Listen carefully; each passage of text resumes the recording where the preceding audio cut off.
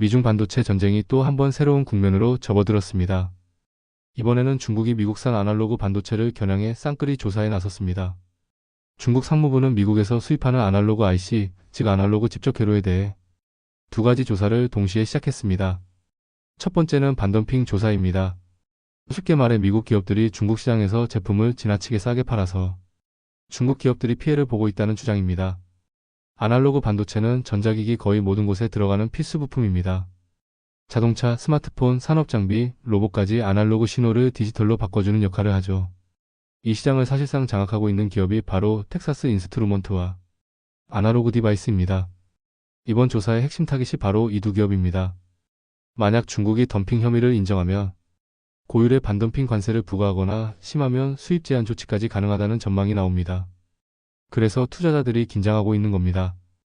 두 번째는 반차별 조사입니다.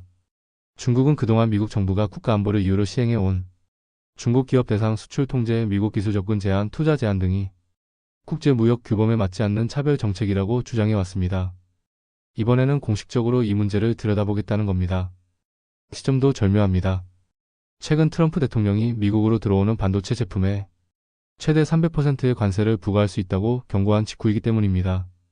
중국 입장에서는 무역 협상을 앞두고 압박 수위를 높여 협상 테이블에서 더 유리한 고지를 차지하려는 전략으로 볼 수 있습니다. 사실 중국은 이미 미국산 에너지, 농산물에 보복 관세를 부과했고 히토류 수출 규제 카드도 꺼내 들었습니다. 하지만 이번 조치는 한 단계 더 나아갔다는 평가입니다. 단순한 보복이 아니라 상대방의 약점을 정확히 찌르는 정교한 대응이란 겁니다.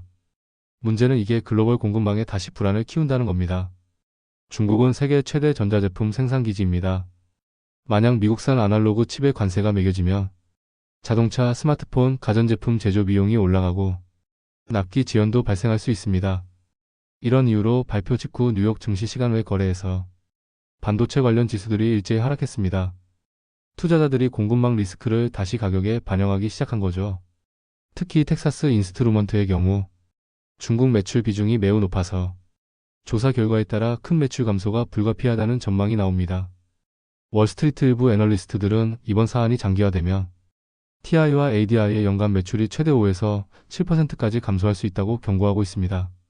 목표 주가를 기존 대비 35% 하향 조정한 리포트도 나왔습니다.